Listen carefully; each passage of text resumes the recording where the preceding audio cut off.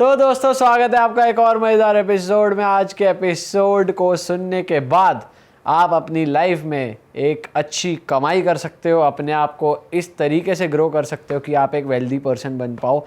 क्योंकि आज हम बात करेंगे वेल्थ एंड नक्षत्रास की। आज हम समझेंगे कि भाई ऐसा क्या एस्ट्रोलॉजिकल कॉम्बिनेशन बनता है लाइफ में जिसमें हम अच्छी वेल्थ कमा सकते हैं। तो आज इसी टॉपिक पे बात करने के लिए हमारे साथ हैं एस्ट्रो डिकोडर राजन खिल्लन जी, हमारे भाई। स्वागत है सर आपका। जय श्री राम। जय श्री राम। जय श्री राम। क्या हाल चाल, क्या चल रहा है लाइफ में, थोड़ा बताओ। Blessed, fully blessed, completely blessed. Blessed किसे कहते हैं आप?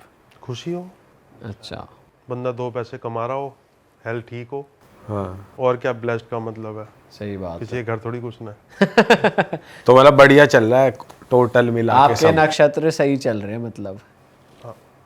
भाई एक बात बताओ, आप तो एस्ट्रोलॉजर हो, तो आप अपने नक्षत्र खुद क्रिएट भी कर सकते हो कुछ ऐसे? नहीं क्रिएट किया जा सकता। अच्छा, द ओनली एस्ट्रोलॉजी का जो ओनली मतलब है ना, वो है गाइडेंस। कोई एस्ट्रोलॉजर किसी की एक सांस भी फालतू नहीं बढ़ा सकता, ना कम कर सकता। लेकिन अगर कोई कांड होने वाला है, कोई एक्सीडेंट होने वाला है, उसके लिए डिजास्टर मैनेजमेंट के लिए अलर्ट कर सकता है। अगर कोई किसी चीज़ में अच्छा है लेकिन वो अपने फुल पोटेंशियल पे नहीं पहुंच पाएगा किसी व्यसन के कारण, व्यसन कह लो, एडिक्शन कह लो। मान ले कोई दो पैसे कमाने लग जाता है, सक्सेसफुल हो जाता है, उसको प्लेजर मिलना शुरू हो जाता है। प्लेजर का मतलब फीमेल प्लेजर ले लो, मटेरियलिस्टिक प्लेजर ले लो, फिर वो रुक जाएगा, कंफर्ट जोन में बैठ जाएगा। उसको वहाँ पे बैठना नहीं है, उसको और ऊपर लेके जाना है, मोटिवेट करना है। तो एस्ट्रोलॉजी का ये काम है, गाइडेंस। और किसी का बुरा वक्त आना है तो उसको बुरे वक्त में क्या गाइडेंस मिलनी चाहिए, वक्त तो निकालना ही है। कोई एस्ट्रोलॉजर, कोई तांत्रिक आपका एक दिन भी फालतू नहीं बढ़ा सकता, एक मिनट, एक सेकंड भी फालतू नहीं बढ़ा सकता, ये मान के चलो। बैंक बैलेंस बढ़ा सकता है किस्मत से ज़्यादा? गाइडेंस से बहुत फर्क पड़ता है। मैं देखो उपाय तो देता नहीं हूँ, ये तो पता ही है। 3 उपाय हैं दुनिया में। मंत्र, किसी भी भगवान का, किसी भी देवता का मंत्र जपना। दान, किसी भी भगवान का, किसी भी देवता का, किसी भी उससे दान करना। और उपवास, उपवास का मतलब होता है फास्टिंग। वो मौन व्रत भी हो सकता है और वो खाने पीने वाली जो फास्टिंग होती है, जैसे 16 सोमवार, वो भी करता। सिंपल लॉजिक है, जो ग्रह आपके खराब है, जो नक्षत्र आपके खराब हैं और जो कॉम्बिनेशंस आपके खराब हैं, उनकी आपको फास्टिंग करनी है, उनके आपको दान करने हैं, उनके आपको मंत्र जाप करना। तो वो ठीक हो जाते हैं? फर्क तो पड़ता ही है, मरहम तो लगता ही है उसको। तो ये जो गाइडेंस आप कह रहे हो, गाइडेंस से फर्क पड़ता है, तो गाइडेंस से जो नसीब में होगा वो बढ़ जाता है, या फिर गाइडेंस वाली आप चीज? मैनेज अच्छी तरह कर सकते हो, अच्छा, मैनेज अच्छी तरह कर सकते हो। पर जितना मिलना होता है उतना ही मिलता है। अगर मिलता, वेस्टेज रुक जाती है, आपके पोटेंशियल पीक पे पहुंच जाते हैं। देखो एस्ट्रोलॉजी जर गाइडेंस, कोई इस तरह की बात करके कि मैं आपको बताता हूँ कि आप 1 करोड़ से 100 करोड़, 100 करोड़ से 1000 करोड़ कैसे बन सकते हो, ये बुलशिट है। जो ये हमें रेमेडीज हमें पता चल रही हैं आजकल की, भाई ये करके या इस प्लेनेट की पूजा रेमेडी करके, तो बिजनेस है, एस्ट्रोलॉजी थोड़ी बिजनेस है। तो रेमेडीज काम तो करती है या नहीं करती? मंत्र, दान और उपवास के अलावा कोई रेमेडी काम नहीं करती। और मैं कोई भी अलग रेमेडी है इन तीनों के अलावा, चाहे पानी में बहाना है, चाहे कहीं कुछ गाड़ना है, मैं किसी रेमेडी को सपोर्ट नहीं करता। अच्छा, क्या बात कर रहे हो, बहुत बड़ा कुछ क्लेम कर रहे हो आप, जिसपे कि लोग हमारे यहाँ पे आके बताते हैं कि भाई रेमेडीज ये कर लो और ये हो जाएगा। पर्सनली नहीं मानता।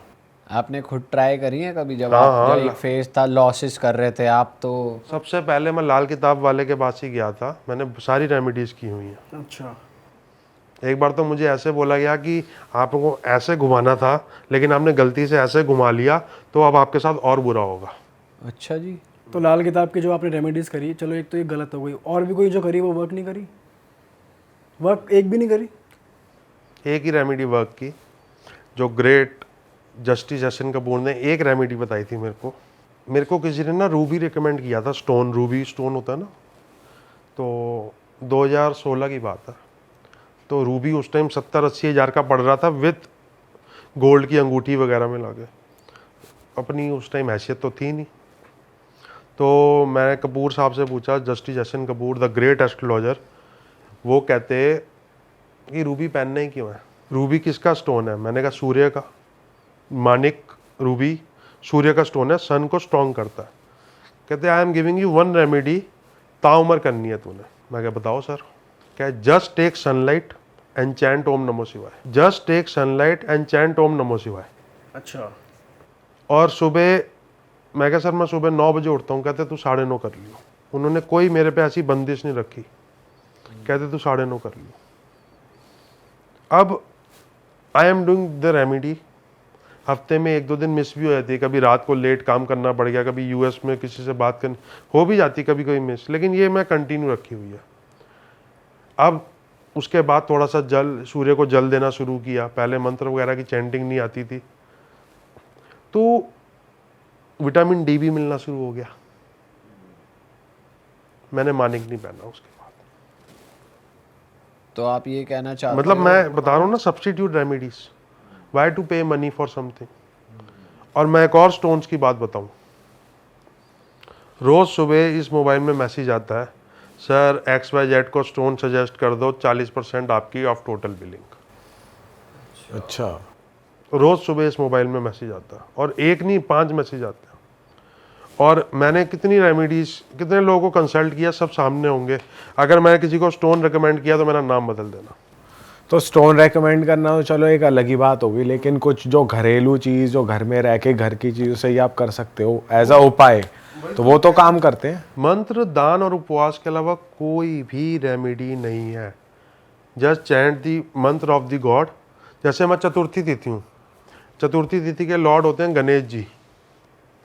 गणेश जी, आंखें बंद करके सोचो कि ऐसा क्या किया जाए कि गणेश जी खुश हो जाए। तो जवाब आया सामने से कि लड्डू खरीद 1 किलो, और किसी कंस्ट्रक्शन साइट में वहाँ पे जो लोग होते हैं, वो बच्चे होते हैं, उनको बांट दे। दान भी हो गया और गणेश जी के हिसाब से हो गया। अब तृतीया, तीज, आजकल तीज बना रहे हैं ना, कोई मान लो तृतीया में पैदा हुआ है, चाहे शुक्ल पक्ष चाहे कृष्ण पक्ष, तो क्या करना चाहिए, क्या रेमेडी है? तो गौरी माता का श्रृंगार चढ़ता है। किसी एम्प्लॉय की, किसी गरीब के बच्चे की शादी में उसके लहंगे के पैसे दे दो, उसकी ज्वेलरी के पैसे दे दो, उसके मेकअप में हेल्प कर दो। गौरी माता का उपाय हो गया। वाह यार। देवता के हिसाब से उपाय आप, मैं 1 मिनट में बता दूंगा, लेकिन वो देवता कैसे चुनोगे? लोग कहते हैं कि देवता चुनना ही तो जरूरी है, कि कौन सा देवता है जो आपकी वेल्थ को प्रोड्यूस करेगा। तो वो कुंडली और नक्षत्र के हिसाब से होते हैं आपके देवता? और क्या। तो हमारी जनता को कैसे पता चले? आज के पॉडकास्ट में पता चलना चाहिए उन्हें, थोड़ा बताओ। वेल्थ एक ग्रह से नहीं आती। एस्ट्रोलॉजी में कहा जाता है कि वेल्थ 2nd हाउस से आती है, कई जगह कहा था 11th हाउस से आती है। 2nd से भी आती है, 11th से भी आती है, 1st से भी आती है, 4th से भी आती है, 5th से भी आती है, 9th से भी आती है, 10th से तो आती है। काम किससे नहीं आती फिर? जो प्राइम हाउसेस ऑफ वेल्थ हैं वो है 1 2 3 4 5 9 10 11। अच्छा। तो ये हो गए 8 हाउसेस जिनको हम प्राइम हाउसेस ऑफ वेल्थ कह रहे हैं। उससे पहले किसी भी हाउस को, किसी भी कुंडली को देखने से पहले हमें पंचांग देखना है। पंचांग की क्वालिटी क्या है? पंचांग में कोई बुरे योग तो नहीं है। पंचांग एक बार ऑडियंस के जो लिए पंचांग कैलेंडर होता है जिसमें तिथि, वार, नक्षत्र, योग, करण, उसका तो मैं कोर्स भी कितनों को करा चुका हूँ। 350 बच्चे पढ़ चुके हैं पंचांग मुझसे। तो अगर पंचांग की क्वालिटी अच्छी है, पंचांग को मैं कहता हूँ जैसे नींव होती है ना किसी बिल्डिंग की, पंचांग कुंडली के लिए वो है। अगर नींव स्ट्रांग है तो अर्थक्वेक आएगा तो नींव उस बिल्डिंग को बचा लेगी। तो ऐसी अगर आपकी नींव स्ट्रांग है तो अर्थक्वेक आएगा तो आपकी पूरी फाइनेंशियल सिचुएशन को वो कुंडली की नींव बचा लेगी। तो भाई जैसे कुंडली देखनी हो किसी को तो अपना date of birth, time of birth और प्लेस ऑफ बर्थ, 3 चीज चाहिए। पंचांग के लिए क्या चाहिए? पंचांग के लिए भी ये 3 चाहिए। ये कुंडली का पार्ट ही है पंचांग। हम कोई भी कुंडली खोलते हैं, जो बुक बनती है, तो पहला पन्ना पंचांग का ही होता है। अच्छा। लेकिन लोग उस पन्ने को क्लोज करके सीधा वहां पे चले जाते हैं जहाँ पे हाउसेज होते हैं। अच्छा। नक्षत्र कहाँ से आया? पंचांग से तो आया। हमने इतने ऑकल्ट साइंस के पॉडकास्ट कर लिए, किसी ने इस तरह से इसका प्रचार नहीं करा कि पंचांग देखना चाहिए, पहला पन्ना होता है, इसको स्किप कर देते हैं लोग, मतलब हमको मालूम नहीं था ऐसा भी है। मैं तो कह रहा हूँ उनको मालूम ही नहीं था। अच्छा, नो ऑफेंड टू एनीबॉडी, उनको मालूम ही नहीं था। पंचांग is the most important part of astrology. Bill Gates क्यों है? बहुत सारे लोग अपना अपना थ्योरी बताएंगे। बिल गेट्स का रवि योग बनता है, बिल गेट्स का अमृत सिद्धि योग बनता है। दोनों योग कैसे बनते हैं मैं बताता हूँ। अमृत सिद्धि योग बनता है जब शनिवार और चतुर्दशी तिथि को कोई पैदा होता है। The combination of 14th day of lunar month and Saturday, इसको बोलते हैं अमृत सिद्धि योग। एंड उसका रवि योग भी बनता है। ये दोनों अच्छे योग हैं, उसके पंचांग में ऐड हो जाते हैं। तो तिथि, वार, नक्षत्र, योग, करण की कैलकुलेशन के बाद इसको चेरी ऑन दी केक मिलता है रवि योग का और अमृत सिद्धि योग का। इसलिए बिल गेट्स है। अच्छा, लेकिन वो तो कोई रेमेडी फैमेडी भी नहीं करता होगा। कैसे करेगा? उसको पता ही नहीं है। लेकिन उसको ये, हमें तो ये पता है ना कि उसकी ये योग बनते हैं। तो सिर्फ योग बन रहे हैं और बिना रेमेडी करे पहुंचेगा इंसान। बड़ी सिंपल सी बात है। मैं बिल गेट्स और मार्क जकरबर्ग की बात कर रहा हूँ। दोनों के पंचांग बहुत अच्छे हैं और दोनों का मून साइज बड़ा है। बिल गेट्स फुल मून से एक दिन पहले पैदा हुआ है और मार्क जकरबर्ग फुल मून के दिन ही पैदा हुआ है। अच्छा, तो पराशर जी क्या कहते हैं, ऋषि पराशर, कि the greater the moon size better for you. अच्छा, तो पंचांग अच्छा है ये कैसे पता चले? इसके लिए तो पंचांग का पूरा वो करना पड़ेगा, पूरे क्लासिक्स देखने पड़ेंगे। ये पंचांग में पांचों चीज़ों को, तिथि, वार, नक्षत्र, योग, करण, अगर ये पांचों फैक्टर्स ही अच्छे हैं तो बल्ले बल्ले। अच्छा, तो आपको रोटी कपड़े मकान की टेंशन तो कभी नहीं होगी। एक अच्छा चाहे मीडियम क्लास लाइफस्टाइल चाहे हाई क्लास लाइफस्टाइल आप जी लोगे। लेकिन पंचांग is the first point two analyse anyone's wealth. Wealth छोड़ो, अगर कल को हेल्थ भी एनालाइज करनी है तो भी पंचांग पहला पॉइंट है। कल को लिटिगेशन भी एनालाइज करनी है तब भी पंचांग पहला पॉइंट है। कल को किसी भी एक्सपेक्ट ऑफ लाइफ को एनालाइज करना है तो पहला पॉइंट विल रिमेन पंचांग इन इटसेल्फ। अच्छा, ऐसा होता है कि अगर आप बाई चांस किसी का देख रहे हो, कोई आपके पास डेट ऑफ बर्थ और टाइम ऑफ बर्थ लेकर आया, तो आपने पंचांग देखा और उसके घर नहीं देखे कि ग्रह किस तरीके से चल रहे हैं, तो वो सेम निकलता है कि अगर पंचांग में अच्छा योग बन रहा है तो ग्रह के हिसाब से अगर ग्रह के हिसाब से ऊपर नीचे तो होगा, लेकिन ये कंफर्म हो जाता है पंचांग अच्छे से कि he will live a decent lifestyle. रोटी कपड़े मकान की उसको प्रॉब्लम नहीं आएगी, वो वहाँ दिख जाता है। वो आराम से दिख जाता है पंचांग में। और मैंने क्या किया हुआ है, मैंने क्या करना है, हमारे सर की वजह से ही मैंने किया हुआ है। डॉक्टर सुरेश चंद्र मिश्रा ने एक बड़ा अच्छा सिस्टम बनाया था वेल्थ को एनालाइज करने का, 100 पॉइंट सिस्टम। उसमें 21 पॉइंट थे, उसमें 100 में से 10 नंबर उन्होंने पंचांग को दे दिए। अच्छा, पंचांग के बाद हमने जो अगला चीज देखनी है वो देखना है आनंदी योग। अब आनंदी योग क्या होता है ये भी बहुत कम लोगों को पता है। हर रोज हम जिस नक्षत्र में पैदा होते हैं उसके साथ जो वीकडे लॉर्ड होता है उसका कॉम्बिनेशन आनंदी योग बनाता है। जैसे मतलब हम आज की डेट में जब ये पॉडकास्ट चल रहा है चित्रा नक्षत्र चल रहा है, ओके, और आज डे कौन सा है? आज है सैटरडे। अब स्वाति शुरू हो चुका है, तो स्वाति नक्षत्र और सैटरडे का आनंदी योग बनता है सिद्धि। सिद्धि का मतलब क्या हुआ? सक्सेस। तो मतलब ये पॉडकास्ट हिट होने वाला है। ये पॉडकास्ट भी हिट होने वाला है। और पहले चीज है मुहूर्त, दूसरी चीज है आनंदी योग जो बहुत मैटर करता है। पंचांग, मुहूर्त और आनंदी योग। मुहूर्त मैं इधर बता नहीं पाऊंगा, वो बड़ा डिटेल हो जाएगा। उसके बाद हमारा सन का चार्ट जिसको सूर्य लगन कहते हैं, उसके बाद मून का चार्ट जिसको चंद्र लगन कहते हैं, और उसके बाद अपना खुद का चार्ट जिसको लगन कुंडली कहते हैं। इन तीनों को देखना है और इन तीनों के नक्षत्र भी होंगे।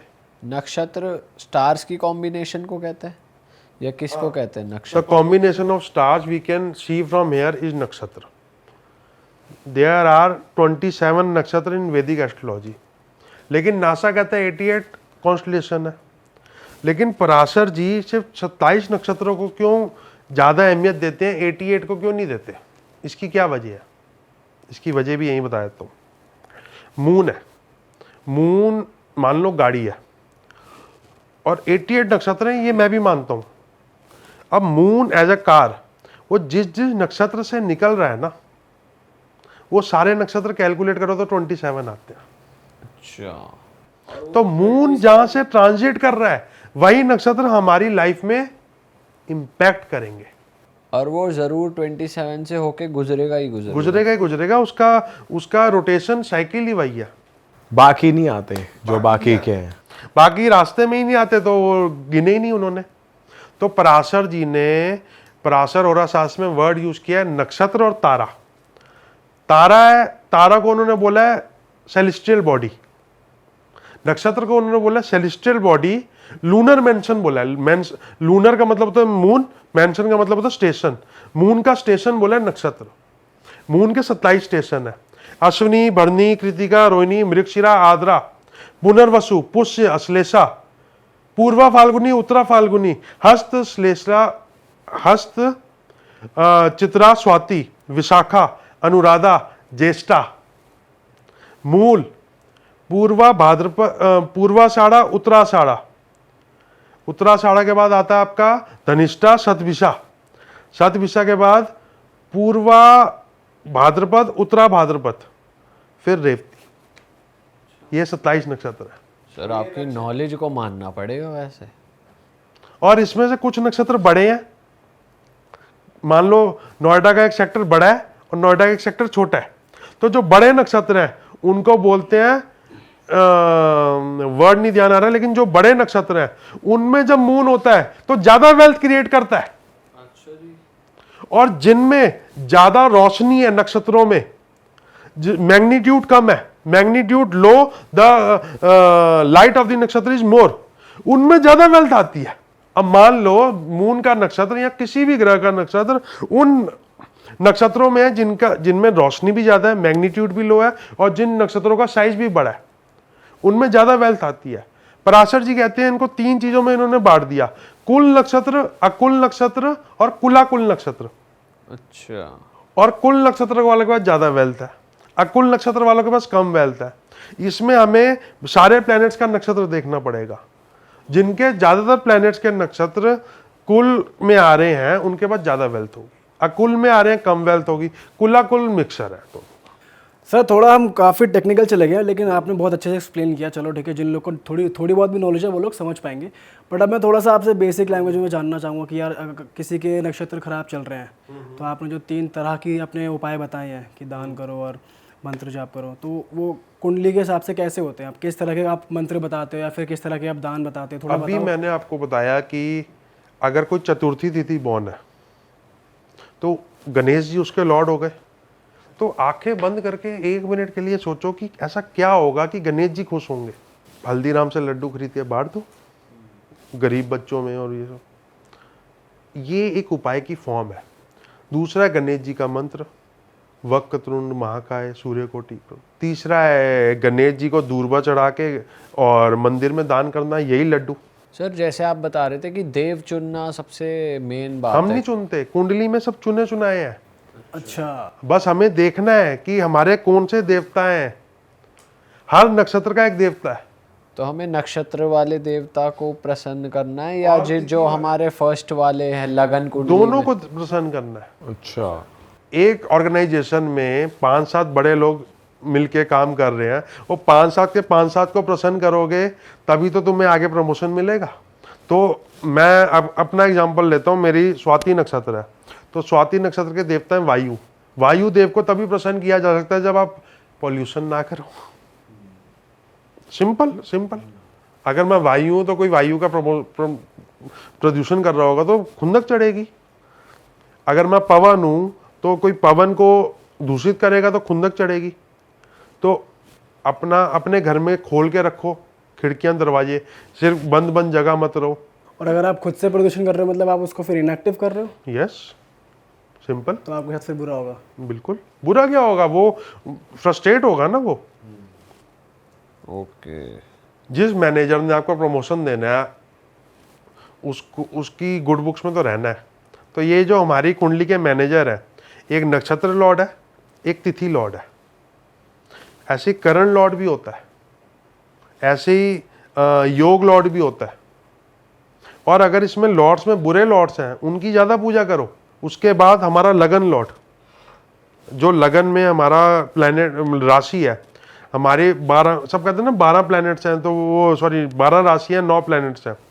तो कुछ राशियों को 2-2 प्लैनेट्स हैं और मून और सन के एक एक राशि का एक एक प्लैनेट है। तो जो आपका लगन लॉर्ड है वो आपको मनी गिविंग है, क्योंकि लगन इज यू ओनली। फिर सेकंड हाउस का लॉर्ड 1, 2, 3, 4, 5 इन पांचों घर के लॉर्ड्स और 9, 10, 11 इन तीनों घर के लॉर्ड, ये सब गिविंग होते हैं। पैसा बाप से भी मिल सकता है, पैसा दादे से भी मिल सकता है, पैसा आपकी ज्ञान से भी मिल सकता है, पैसा आपको अपने भाई बहन के सपोर्ट से भी मिल सकता है।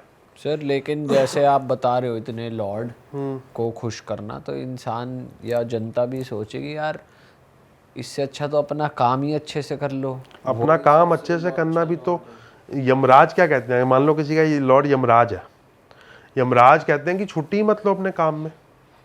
कभी सुना है यमराज ने छुट्टी ले ली 5-7 दिन के लिए, कोई मरा नहीं।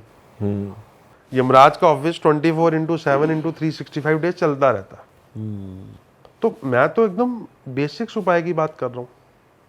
मैं ऐसा कोई उपाय बोलता ही नहीं हूँ जो सुन के दिमाग को बुरा लगे, जिसके पीछे लॉजिक ना हो।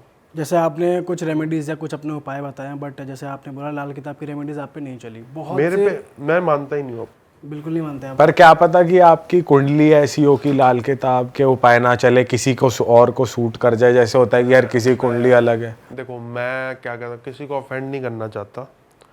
लाल किताब एक पंडित जी ने लिखी है लुधियाना में, पंजाब में।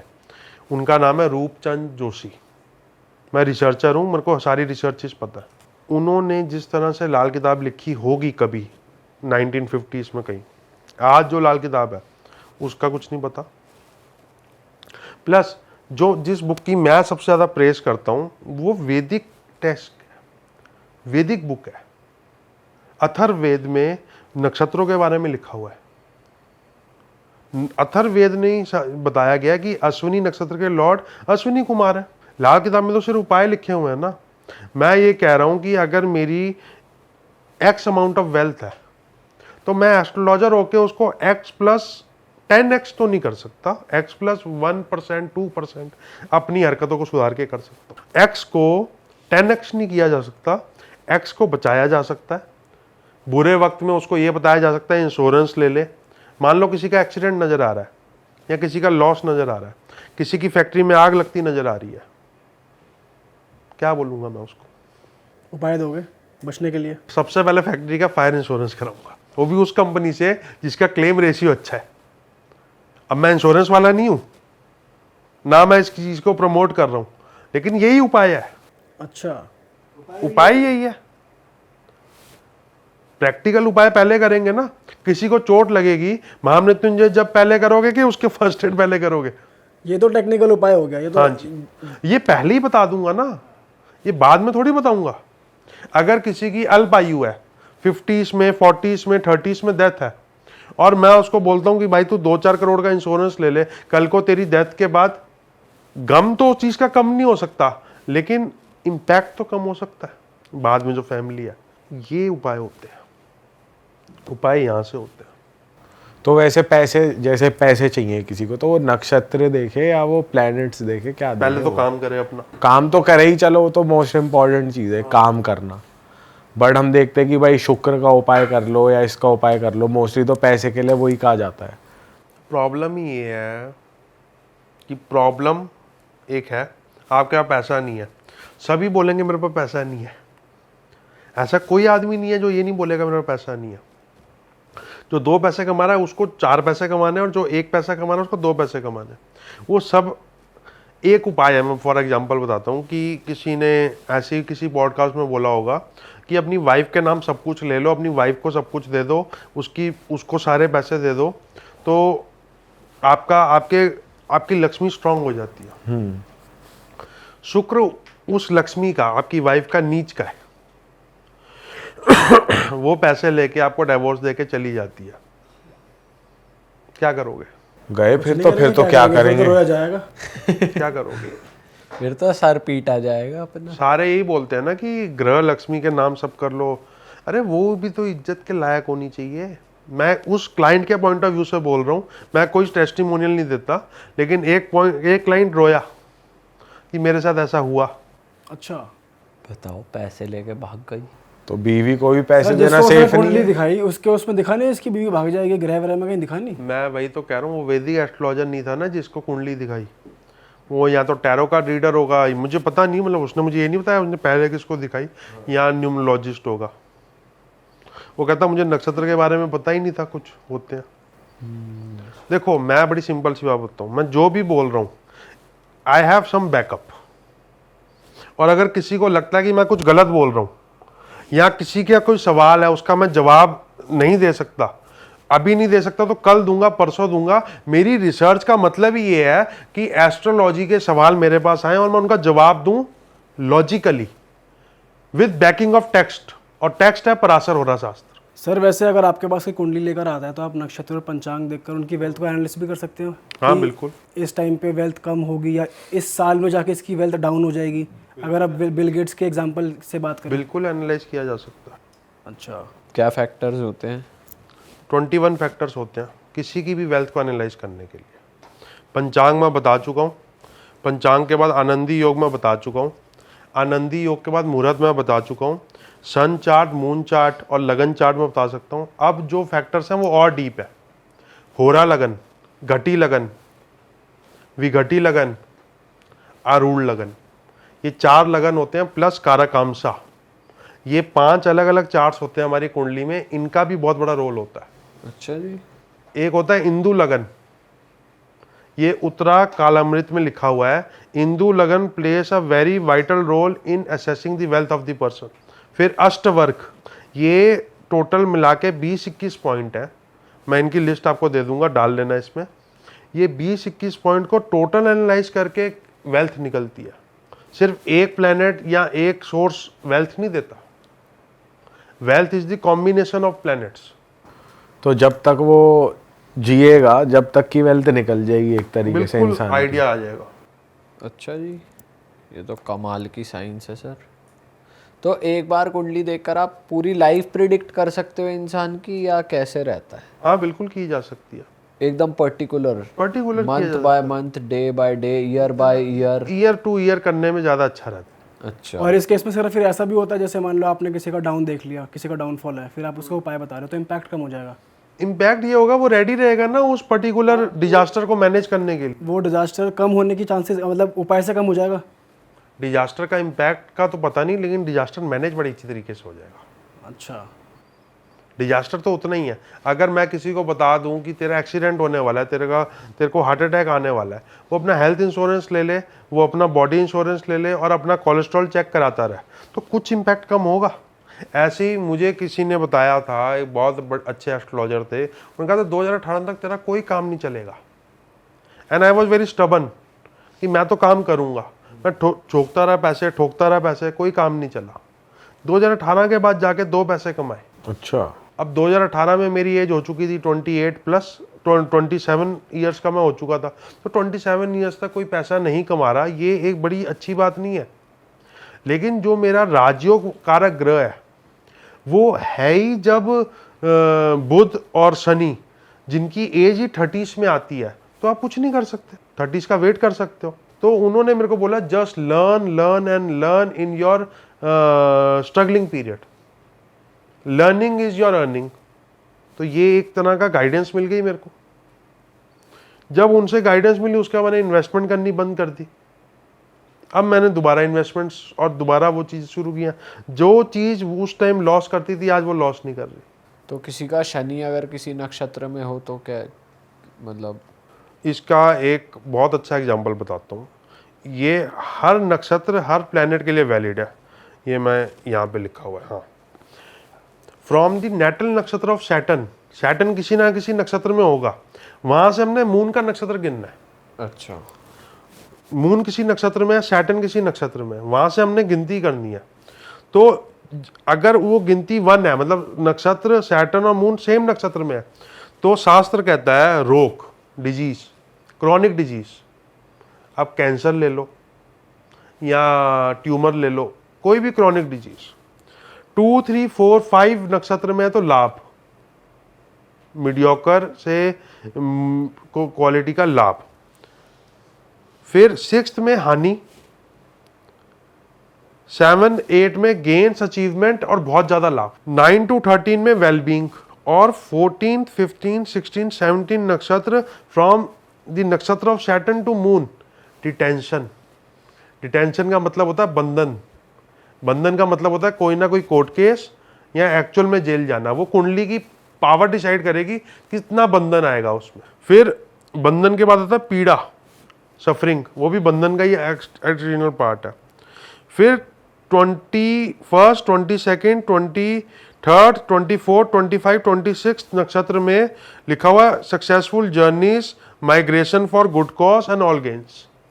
अब हमने सैटर्न के नक्षत्र से मून के नक्षत्र तक काउंटिंग करनी है और ये उस काउंटिंग के रिजल्ट्स लिखे हुए हैं। ऐसे ही हर नक्षत्र से मून के नक्षत्र तक, हर प्लैनेट के नक्षत्र से मून के नक्षत्र तक की काउंटिंग होती है और उसके रिजल्ट्स होते हैं। ये तो सर बहुत डीप साइंस है, ये तो किसी आप जैसे अच्छे एस्ट्रोलॉजर से कंसल्ट करके ही पता लगाया जा सकता है। और इन सबको प्रूव करने के लिए मेरे पास टेक्स्ट है। वो टेक्स्ट का नाम बताता हूं आपको। वरामीर ऋषि का एक टेक्स्ट है बृहद जातकम, सारावली मंतेश्वर की एक बुक है, नाम अभी ध्यान नहीं आ रहा, जातक परिजात, पराशर होरा शास्त्र, उत्तराकाल अमृत, ये सारे जो ओरिजिनल ऋषियों ने टेक्स्ट लिखे हुए ना, जैमिनी सूत्रम, वो मैं कैसे भूल गया। Jaimini was the best rishi to analyse wealth. काराकामसा से वेल्थ बड़ी अच्छी एनालाइज की जाती है। Karakamsa was the part of Jaimini astrology. काराकांक्षा क्या है? एक प्लैनेट होता है हमारी कुंडली में जो हाईएस्ट डिग्री होल्ड करता है। अच्छा, मेरी कुंडली में वो सैटर्न है, तो सैटर्न इज काराकामसा प्लैनेट, मतलब आत्मकारक इन माय कुंडली। जो हाईएस्ट डिग्री ऑफ प्लैनेट होता है किसी भी कुंडली में वो आत्मकारक होता है। इसमें राहु केतु को नहीं लेना। इसमें हमने ऐसा भी होता है कि जो डेट ऑफ बर्थ है, जिस डेट से आप रूल होते हो वो ये होता है? नहीं नहीं, वो हो ही नहीं सकता ना, क्योंकि वो डेट ऑफ बर्थ तो हर साल वही आएगी, लेकिन वो प्लैनेट्स की पोजीशन तो चेंज होती रहेगी ना। पर ऐसा मतलब न्यूमेरोलॉजी के हिसाब से नहीं कहते कि जो न्यूमेरोलॉजी- आपका नंबर है उसके टोटल से आप रूल होते हो उसको? एस्ट्रोलॉजी ये है ना, न्यूमरोलॉजी ये है। इतना डिफरेंस है आपके हिसाब से? Astrology is this, numerology is a part of astrology, छोटा सा। उसी को न्यूमरोलॉजी एक ऐसी साइंस है जिसको मैं सपोर्ट करता हूँ, लाल किताब की तरह आउटराइटली रिजेक्ट नहीं करता। लेकिन एस्ट्रोलॉजी इतनी है तो न्यूमरोलॉजी इतनी है। एस्ट्रोलॉजी और न्यूमरोलॉजी का मिक्स मैच करके प्रिडिक्शंस की जा सकती हैं। बट जो ऐसा नहीं होता जिस नंबर से आप रूल, जो नंबर है उस डेट ऑफ बर्थ से आप रूल होते हो। जेमिनी ऋषि क्या कहते हैं, आत्मकारक एक ऐसा प्लैनेट है जिससे आप अपने हाउस के अंदर क्या लग रहा है वो भी बता सकते हो, घर बनाओगे कि नहीं बनाओगे वो भी बता सकते हो। और ये पता कैसे लगता है? Highest degree of any planet in your birth chart is atmakaraka. तो वो कोई हाउस में होता है या कैसे? वो कहीं पे भी हो सकता है बर्थ चार्ट में, हाईएस्ट डिग्री वाला। अच्छा, उस हाईएस्ट डिग्री को नवमांश में खड़ा करके एक चार्ट बनता है, उस चार्ट को बोलते हैं कारकामसा चार्ट। वो चार्ट हमारा प्रोफेशन डिसाइड करता है। अच्छा, और एग्जैक्ट प्रोफेशन डिसाइड करता पक्का हम वही होंगे? है उस प्रोफेशन में, मतलब वेरिएशन। अगर हम उसमें जाएं तो अच्छा होगा, वो होगा, या फिर हम कोई भी हम ले दे के वही काम करेंगे? ये देके आप वहीं पहुंच जाओगे। अच्छा, लेकिन ये फिर तब होगा ना जो कोई एक अच्छे एस्ट्रोलॉजर के पास जाता है वो उसको रेकमेंड कर रहा है। अगर बंदा कोई गलत काम कर रहा है, मतलब कोई ऐसा प्रोफेशन वो कर रहा है, गलत काम भी वो लिखा, वहां पे लिखा हुआ है। ऐसा नहीं है वहां पे स्मगलिंग नहीं लिखी हुई। जो जैमिनी सूत्रम में स्मगलिंग भी लिखी हुई है, और जैमिनी सूत्रम में टेढ़े मेढ़े 2 नंबर के काम सारे लिखे हुए हैं जैमिनी ऋषि ने। अच्छा जी। हाँ, ये सिर्फ लेजिटिमेट काम नहीं लिखे हुए, इललेजिटिमेट भी लिखे हुए हैं। तो जो वहां लिखा है बंदा कुछ भी कर ले वही काम पोंछ ही करेगा? जाता है, पोंछ ही जाता है। अगर वहां लिखा है कि मिलावट करके पैसे कमाएगा तो वो मिलावट करके ही पैसा कमाते हुए पाया उसको जाएगा। बदला नहीं जा सकता। उसको बदला नहीं जा सकता। अगर किसी का ऐसा ही होगा तो उसको बोलोगे जस्ट बी सिक्योर, अपने आप को बचा के चलो। यार कितने लोग हैं जो हवाला का काम करते हैं, कैश का काम करते हैं, आंगड़ियों का काम करते हैं, क्या सारे जेल में है क्या? ना, फिर सबको सबकी सच्चाई पता होती है ना। किसी ना किसी तरह बाहर ही है। बाहर क्या किसी के ऊपर केस भी नहीं है। सर सिस्टम ही इतना करप्ट है, पैसे वही तो कह रहा हूँ, मैं तो उसका स्टूडेंट हूँ जो मेरे जो one of the best astrologer रहे हैं जिन्होंने मुझे कंसल्ट किया है, जस्टिस एस.एन. कपूर, वो दिल्ली हाई कोर्ट के जज थे। वो कहते थे तिहाड़ में तो सारे शरीफ हैं, बाकी तो बाहर है। अच्छा। जो सिस्टम के अंदर बैठा है उसको कितना पता होगा। सर वैसे जैसे आप कह रहे थे कि यार एस्ट्रोलॉजी ये है, न्यूमरोलॉजी ये है, और लाल किताब को तो आपने रिजेक्ट ही कर रखा रिजेक्ट है। करता हूँ। तो अगर बाय चांस का कोई लाल किताब वाला बंदा हमारे प्लेटफॉर्म पे यहाँ पे आके आपको चैलेंज करता है तो आप फुल डिबेट करोगे, फुल उल्टा मतलब उनसे करने के लिए हो? मैं एस्ट्रोलॉजी के लिए तो बना हूँ यार, मैं एस्ट्रोलॉजी पढ़ाता हूँ। अगर मेरा पढ़ाया हुआ कुछ मैं अगर उसको लॉजिकली और टेक्स्ट वाइज प्रूफ ना कर पाऊँ तो मेरे पढ़ाने का क्या फ़ायदा। आपका ये प्रूफ करना कि ये साइंस सही है, ये तो एक बात होगी। आपका ये प्रूफ करना कि वो लाल किताब वाले जो कह रहे हैं वो गलत है, वो मैटर करता है। तो मैं तो कह रहा हूँ अगर किसी का एक्स अमाउंट ऑफ मनी लिखा है, वो लाल किताब, पीली किताब, काली किताब, किसी किताब से वो एक्स से वाई नहीं होगा, वो एक्स से x.01 जरूर हो सकता है, लेकिन एक्स से वाई नहीं होगा वो। अगर मेरी ज़िंदगी में लिखा है कि मैं एक मिडिल क्लास लाइफस्टाइल जीऊंगा या अपर मिडिल क्लास लाइफस्टाइल जीऊंगा तो मैं एफ्लुएंट या एग्जीक्यूटिव क्लास तक कभी नहीं पहुंचूंगा, मैं चाहे कुछ भी कर लूं।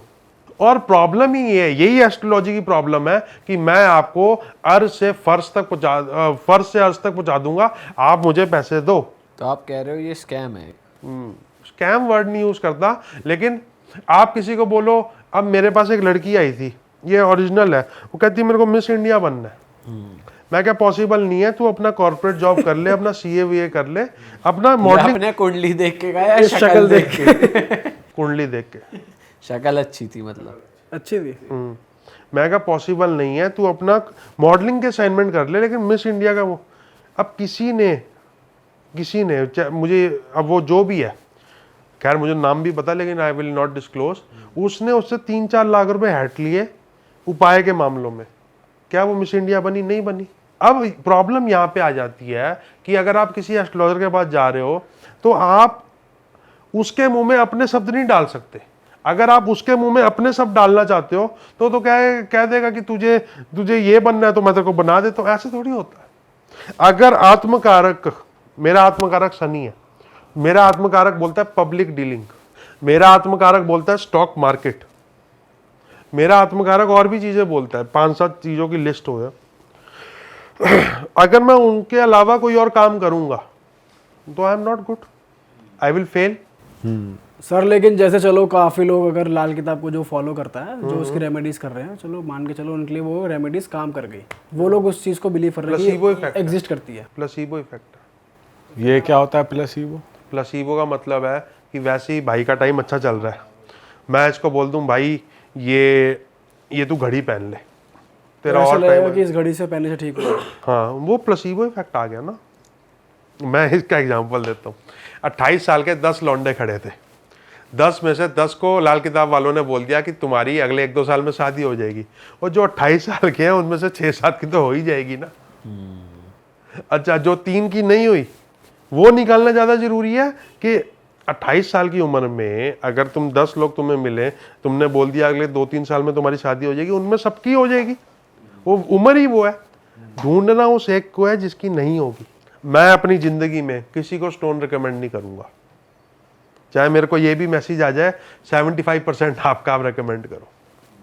स्टोन की मार्केट भी सर मतलब जेन्युइन स्टोन्स अवेलेबल नहीं कहाँ है? है? सब बैंकॉक में बनते हैं, हीटेड आए, सारे हीटेड है। सर स्टॉक मार्केट को लेके भी आपने प्रेडिक्शंस करी हुई हैं अभी अगस्त में? अभी अगस्त में करी है, अभी स्टार्ट किया है, R&D चल रही है, और इन प्रिडिक्शंस के पीछे भी बहुत सारे वो हैं। फॉर एग्जांपल कोई प्लैनेट रेट्रोग्रेड हो रहा है, कोई प्लैनेट राशि परिवर्तन कर रहा है, क्रांति साम्य है, ग्रहण है, इन सब चीज़ों को कंबाइन करके प्रिडिक्शन करता हूँ। अगस्त के महीने में मैंने अगस्त के महीने की प्रिडिक्शन की थी कि 28 जुलाई को अगस्त की प्रिडिक्शन की थी कि ये गिरेगी मार्केट, और 5 अगस्त को मार्केट बहुत ज़्यादा गिरी। मेरी प्रिडिक्शन और भी नीचे की है। अभी अगस्त चल रहा है, पूरा अगस्त सितंबर तक जो भी पीरियड है उस पॉइंट तक आती है तो वेल एंड गुड, नहीं आती तो डायरेक्शनल तो पता ही चल जाएगा ना कि हम ठीक हैं कि गलत है। तो आप क्या उस केस में कंट्री की कुंडली देखते हो? कहाँ की कुंडली? हाँ, कंट्री की कुंडली देखी जा सकती है। कंट्री की भी कुंडली होती है। मैं इसका एग्जांपल देता हूँ, कंट्री की कुंडली कैसे होती है। ये बड़ा अच्छा क्वेश्चन है, कंट्री की कुंडली कैसे होती है। ठीक है। हिंदुस्तान इंडिपेंडेंट हुआ 15 अगस्त 1947 रात को 0001 पे, और पाकिस्तान इंडिपेंडेंट हुआ 14 अगस्त 1947 रात को 11:55 पे। 5-7 मिनट का फर्क था, एग्जैक्ट टाइमिंग्स हैं मेरे पास लिखे हुए। उसमें भी इंडिया बड़ा ब्लेस्ड कंट्री बना और पाकिस्तान ब्लेस्ड कंट्री नहीं बना। इसके पीछे की वजह भी बता दूंगा मैं। क्या वजह है?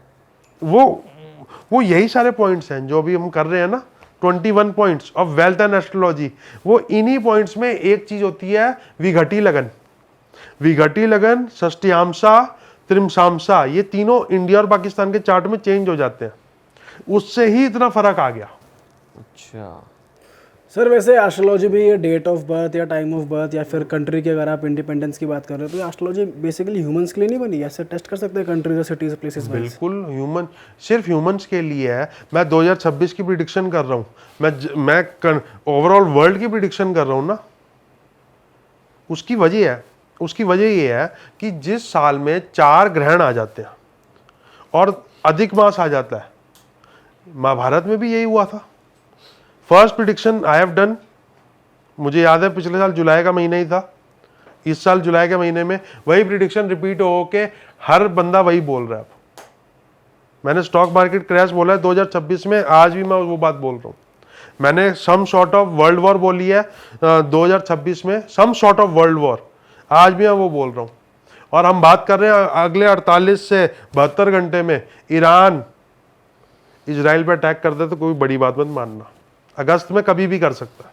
अच्छा, और क्या क्या प्रेडिक्शन है आपकी? अब वो अटैक करेगा तो स्टॉक मार्केट गिरेगी। अच्छा, अब दोनों प्रिडिक्शन कंबाइन होगी। अगर ईरान ने गलती से इजराइल की तरफ मिसाइल फेंक दी तो स्टॉक मार्केट तो गिरेगी। तो सिर्फ स्टॉक मार्केट स्पेसिफिक प्रिडिक्शन नहीं, ईरान स्पेसिफिक प्रिडिक्शन करके भी हम स्टॉक मार्केट का आइडिया तो ले सकते हैं। तो 2025 कैसा रहेगा आपके हिसाब से? Negative, negative in the sense fluctuative. India के लिए 26 ज्यादा खराब है। 26 ज्यादा क्यों खराब है? मतलब सिर्फ स्टॉक्स को लेके नहीं और नहीं भी? नहीं, वर्ल्ड वॉर वाला माहौल है पूरा इंडिया में, ऑल ओवर वर्ल्ड में। अच्छा, बट अभी तक तो इंडिया पे असर कुछ उसका पड़ नहीं रहा ज्यादा, देखा जाए तो। अभी पड़ेगा ना, अभी इंडिया इन्वॉल्व होगा तो पड़ेगा। आपको लग रहा है इंडिया इन्वॉल्व होएगा? होना ही पड़ेगा। तुम्हारा भाई कहीं लड़ने चला जाए, जब तक वो मार रहा है ठीक है, जिस दिन वो पिटना शुरू हो जाएगा तो तुम्हें बचाने जाना ही पड़ेगा। वो भाई तुम्हारा कोई भी हो सकता है। इजराइल भी तुम्हारा एक भाई है, एक तरह से दोस्त है या भाई है, इधर रशिया भी भाई है। तो कुंभकर्ण की राम के साथ कोई पर्सनल दुश्मनी तो नहीं थी, लेकिन कुंभकर्ण का भाई राम से लड़ रहा था तो कुंभकर्ण को आना पड़ा, इररिस्पेक्टिव ऑफ फैक्ट कि गलती किसी की भी थी। ऐसे इंडिया इंपैक्ट होगा। सर, हमने बहुत बातें तो वेल्थ की कर ली, लेकिन मुझे ऐसा लगता है सबसे बड़ी हमारी जो वेल्थ होती है वो हमारी हेल्थ ही होती है। अगर हमारा शरीर बढ़िया रहता है तो इंसान मेहनत कर कुरा के कुछ ना कुछ करता ही रहता है। 100%। तो आप ये बताओ कि हेल्थ कैसे बढ़िया रहेगी, ये कैसे देखा जाए? कुंडली में वही हायरार्की, पंचांग अच्छा है, और हमारा लगन में जो प्लेनेट बैठा है, और लगन के जितने फैक्टर्स हैं, लगन के 5 फैक्टर्स होते हैं। लगन लॉर्ड, लगन नक्षत्र लॉर्ड, लगन में बैठा हुआ ग्रह। तो लगन हो गया हमारा शरीर, ये तीनों अच्छे हैं तो हमारा शरीर अच्छा है। मन हो गया हमारा चंद्रमा, चंद्रमा जिस नक्षत्र में बैठा है उस नक्षत्र का लॉर्ड अच्छा है, और वो नक्षत्र अच्छा है, मतलब नक्षत्र में कोई प्रॉब्लम नहीं है, तो हमारा मन अच्छा हो गया। और तीसरा होता है आत्मा, आत्मा है सूर्य। हम सबका नेचर अलग अलग है, किसी भी चीज को लेके हम सबका नेचर अलग अलग है। ये क्यों अलग होता है? नक्षत्र के देवता के हिसाब से हमारा नेचर उत्पन्न होता है। कई लोग देखते हैं ना कुंडली से और आपका नेचर बता देते हैं, ये नक्षत्र के देवता के हिसाब से ही बताते हैं। तो हेल्थ मतलब फर्स्ट उससे देखी जाए, फर्स्ट हाउस से हेल्थ का मैक्सिमम पार्ट देखा जा सकता है। और हमारी कुंडली में क्या क्या प्रॉब्लम्स आएंगी हेल्थ वाइज, ये भी बताया जा सकता है इन टर्म्स ऑफ ब्रॉडर वे। जैसे किसी का एक बार हुआ क्या, मैंने किसी को, अपने दोस्त को बोला कि अपने फादर का लोअर एब्डोमिनल एरिया का ख्याल रखियो, खास 1-2 साल में दिक्कत आ सकती है। अब लड़ाई आज ये है कि उनके फादर को आया हार्ट अटैक, वो हार्ट अटैक हुआ यहाँ पे। तो ये कॉम्बिनेशन में थोड़ा सा मतलब नहीं ठीक बैठा। लेकिन अगर चाहे लोअर एब्डोमिनल एरिया था चाहे हार्ट अटैक था, हमने मेडिक्लेम को किया डबल, वो दोनों जगह काम आ गया।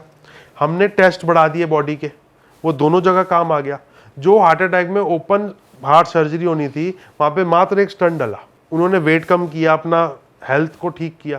तो अब मुझे टाइमिंग समझ आ गई थी कि ये 2021-22 के टाइम में इनके साथ ऐसा कुछ हो सकता है। तो आइडिया जरूर लगाया जा सकता है कि आपकी हेल्थ कितनी कहाँ का किस पॉइंट पे जाके ज़्यादा खराब होगी। एक हमारी कुंडली में प्लैनेट होता है गुलिक, अप्रकाश ग्रह होता है गुलिक। जब जब सुदर्शन चक्र में गुलिक वाला साल आएगा, आपको हेल्थ वाइज कोई ना कोई प्रॉब्लम आएगी ही आएगी, कोई नहीं रोक सकता। वो प्रॉब्लम छोटी है या बड़ी है, वो आपकी इम्यूनिटी ऑफ कुंडली से डिसाइड होगी, लेकिन प्रॉब्लम आएगी आएगी। और इम्यूनिटी ऑफ कुंडली क्या होती है मैं बताता हूँ। मान लो खाना खराब है और वो खराब खाना 4 लोगों ने खाया, एक को हो गई फूड पॉइजनिंग, एक को हो गया जॉन्टिस, एक को हो गया डायरिया, और एक को पता ही नहीं चला, वो भी उसको पच गया, उसको 1 दिन का फीवर हुआ, एसिम्प्टोमेटिक रहा उसका। तो जिसको फूड पॉइजनिंग हुई उसकी इम्यूनिटी सबसे लो, और जिसको पता ही नहीं चला उसकी इम्यूनिटी सबसे हाई।